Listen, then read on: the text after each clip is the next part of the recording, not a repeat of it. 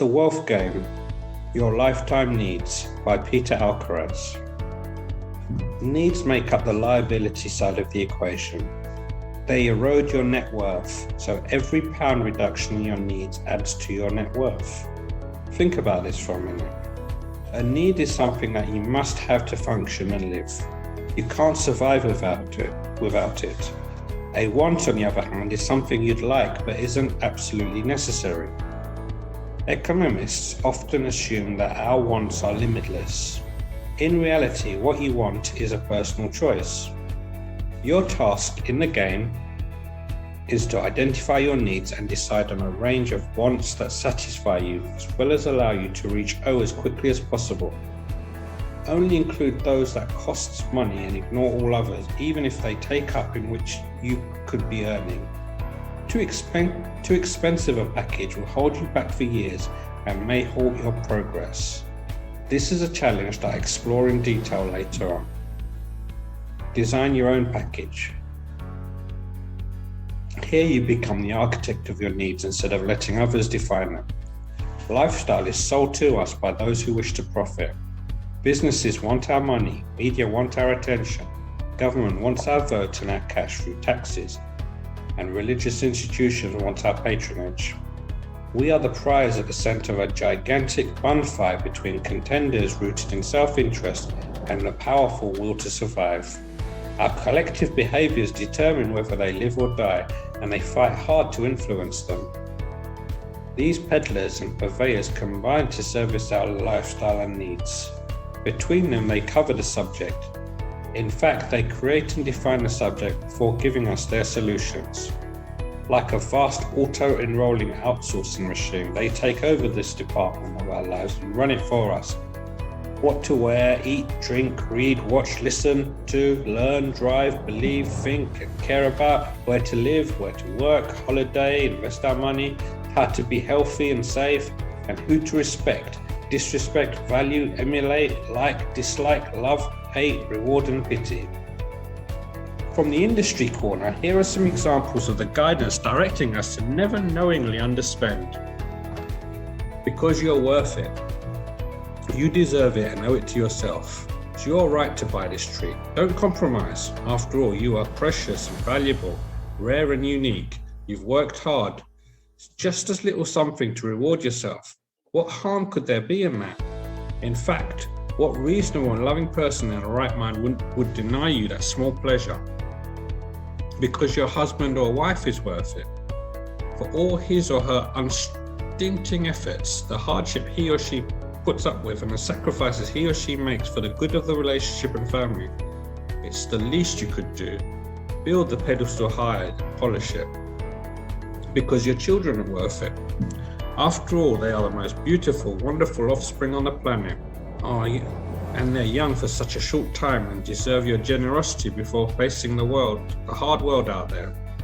The best parties, party bags, Christmas and birthday presents, foreign holidays, clothes, games and gadgets are surely not too much to ask.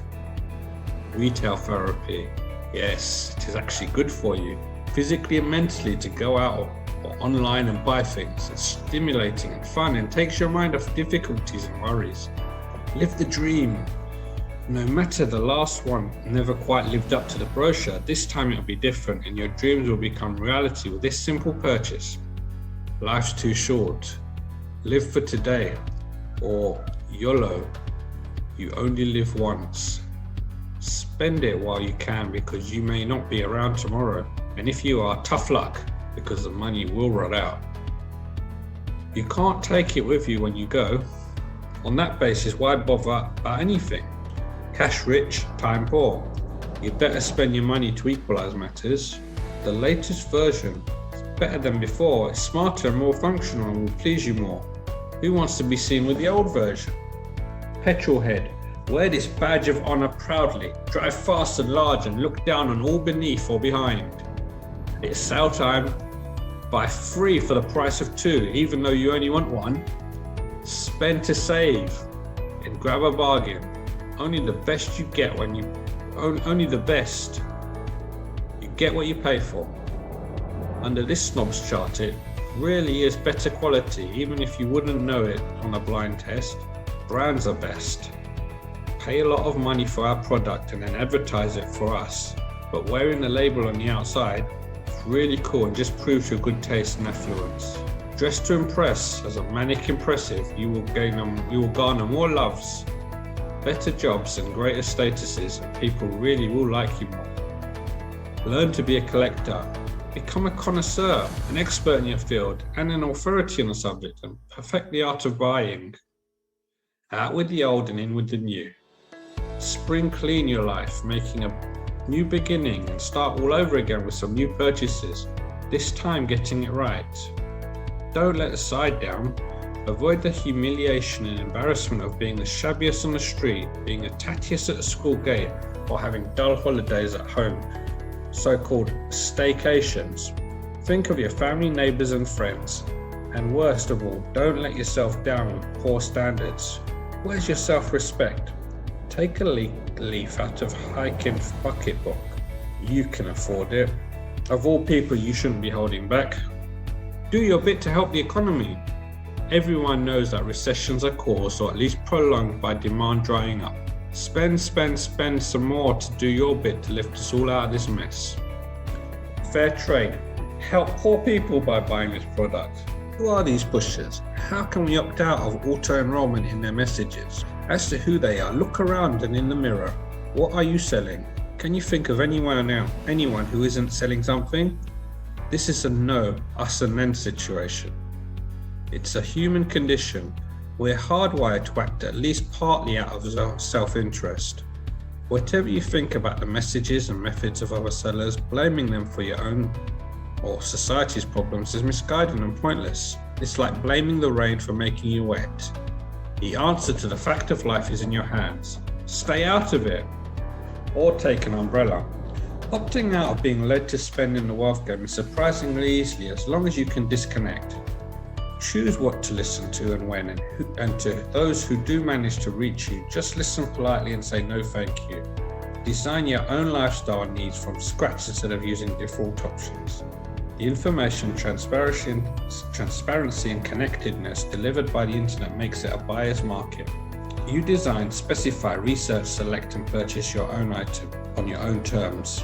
A tendency towards willful and independent thought and a certain two fingers up attitude to what others think is essential. Instead of because I'm worth it, try because I'm worth more. And as for live for today, not tomorrow, how about live today and provide for tomorrow? The joy of slogans is that they are so versatile. To complete the wealth game fast, concentrate on your needs above all else. Yes, you must generate wealth, but decouple it from your needs. Treat the two as two separate exercises and distinct entities. Build one large, but design and manage the other small. Why should what you have influence what you need in the slightest? It is a cardinal mistake to allow net worth to contaminate needs. By doing this, you will lose sight of the ground. Untrained needs multiply like an interconnected root system, spreading and sucking more water and nutrients from the soil. Rarely do they stand alone. One luxury tree to upgrade leads to another across every department until anything simple and basic looks out of place, whether it is fit for purpose or not. Foods, clothes, furnishings, cars, houses, gadgets, gardens, personal fitness and beauty, leisure, hobbies and holidays all demand to be made over the money supply switched on. Children catch on fast and join the queue. Rampant materialism is not only directly erodes your wealth, but also saps your energy and, as we'll see later, in many cases promotes unnecessary suffering. It is an obstacle to your reaching probably the biggest of all. As you earn money and build wealth, do not succumb to this trap.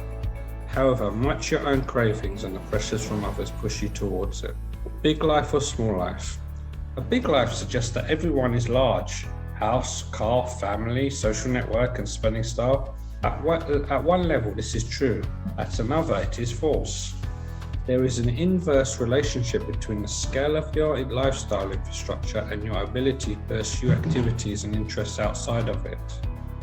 The potentially immense time and cost spent providing for, managing and tending to a large house family, pets, cars, and other appendages directly reduces the time and money you have to do other things, perhaps with the same family. A big infrastructure, pleasurable to a point, can inhibit and stifle, constantly forcing you to look inward rather than a big life. You have a big maintenance. You have a high maintenance small one. If you adhere to the notion that what you do is more important than what you have, this is relevant.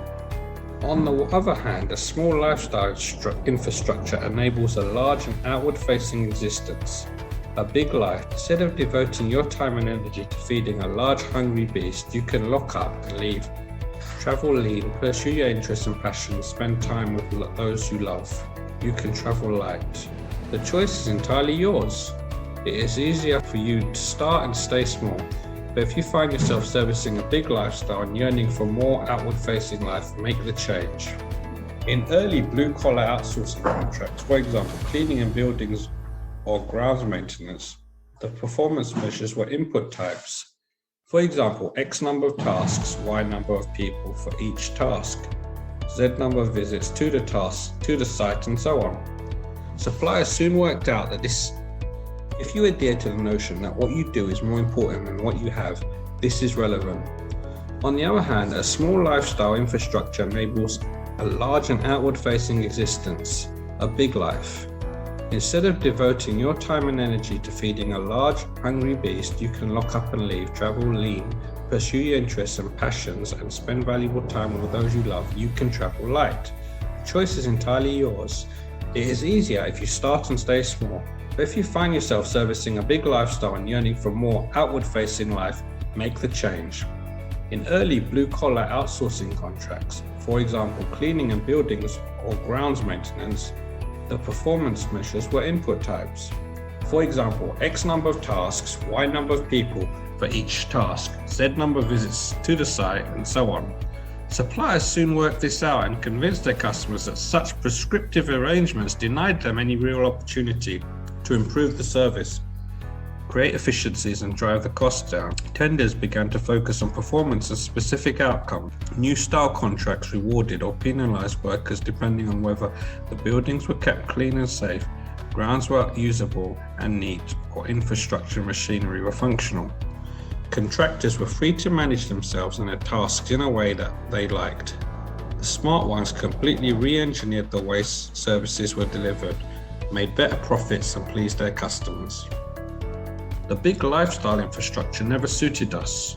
Although I was a slow learner, having ticked the box and enjoyed the pleasure and pain for a few years, we sought simplicity and a connected base from which enterprise and endeavor could flourish separately from the homestead. We realized how narrow yet demanding our life had become. There was simply too much else to do other than carry on supporting this edifice. Taking a knife to structure was a pleasure. We listed our priorities and needs and constructed a new life that was fit for purpose. We found a school that felt right and functional, undemanding home in Portsmouth, a city brimming with amenities and spirit, right next to the sea and my beloved Isle of Wight. Yes, there was more upheaval and hard work, but I'd never seen Jessie happier. A bright horizon beckoned. The re-engineering took 6 years in total, but which time I was through and had stopped paid employment. It was completely worthwhile, but 6 years is a long time. Dismantling a big lifestyle infrastructure is quite a job, and ours wasn't even that big by many people's standard. You will have read a hugely successful investor and entrepreneurs who stayed rooted, perhaps living in their childhood homes, perhaps a 20-year-old car and dressing, socializing, and living like an ordinary person. Warren Buffett is one. Challenge and test your needs independently of what you earn or have accumulated. Keep the pursuit of wealth in its box as a limited objective rather than the main event. Shift all emphasis to self-management of needs and turn the telescope around the other way. Instead of being magnified to match your wealth, your needs are tiny. Once this fact is firmly lodged in the system, throw away the telescope altogether. How does cash fit in? The problem. Many people mistake cash flow for wealth and confuse the two. They think that having cash makes them wealthy and they behave accordingly. The problem is that when they spend cash, it is swapped for something else. If they buy an appreciator, the wealth is preserved and should grow. But if they opt for a depreciator, the value will waste away over time, and for consumable, value is lost immediately. You might think it is self-evident that spending choices affect wealth, but this simple truism is widely overlooked or forgotten. As you can see from consumer debt, which continues to balloon, plenty of ordinary people have high net cash flow for a phase of their lives. They can live well, consuming and pleasing themselves without financial care in the world. This may be a new experience, novel and exciting, and perhaps follow years of doing without. They may treat being asset light as a virtue and enjoy freedom from responsibility. This is no way to prosper in the wealth game. Pleasure, such as it may be, is sustained only by the cash fueling it, and at some point for the ordinary person the cash flow will stop. The job or career will end. Without the porridge pot of wealth, the only course is to downscale and live simply on whatever money can be eked out from earnings or state benefits. This may be exactly what the player always wanted and foresaw, but on the other hand it may not. The point is that they won't have any choice in the matter. At the same time, some people have wealth but struggle to manage because they are short of cash. This situation is often mistakenly used to justify the superiority of cash relative to wealth. Imagine a large country house owned by the latest impoverished member of a long family line, or the beneficiary of a will, or perhaps the sole survivor of a hard-working marriage. The house, beautiful and substantial though it is, needs a major overhaul on the roof, brickwork, window frames, joists, ancient electrics and heating systems that require several trees or private oil well to fire up. The kitchen garden has gone to seed and the remaining grounds are returning to nature, while the perimeter fencing slowly disintegrates. The art and antique collection are largely sold, and visitor and event days are just about keeping the place going. In short, it's a pretty sorry state of affairs. The estate, however, is situated in the prime English countryside, untroubled by neighbours, roads or any blights, and it may offer a tantalising dream home for many aspirational families. It's worth well over £1 million and is mortgage-free. The owner is wealthy, but aging at twice the normal rate. The solution is straightforward: sell the house, buy or rent something smaller and live off the proceeds. Only when all this wealth is gone will the person be in the same financial position as a newly impoverished cash flow hedonist. And depending on how old this person is and how well he or she manages money and spending, the situation may not arise during his or her lifetime. The way forward: you should be clear as to the nature of cash flow. It is like the element of water, fluid and moving. It is the fuel for wealth creation, since without it you cannot buy or develop assets. At the first sight of it, you should put as much of it to work as you can. Second, it is a byproduct of wealth, because assets, whether productive appreciators or productive depreciators, generate income, and all assets deliver cash on sale. Cash flow is not wealth itself, but a measure of solvency, and it's not the same as cash, the asset that can be exchanged for something else. It is a measure of a period of time rather than a moment of time. Like net worth, a person's net cash flow is X pounds over a week, X pounds over a month, and Z pounds over a year. Measured weekly or monthly, it may dip into negative territory as the timing of income receipts and payments vary, but over a period of time it should become positive. A negative cash flow is unsustainable and, if uncorrected, leads to insolvency. It follows that to succeed in the game, you need to keep a close grip on cash flow and take care not to trade wealth for short-term lifestyle.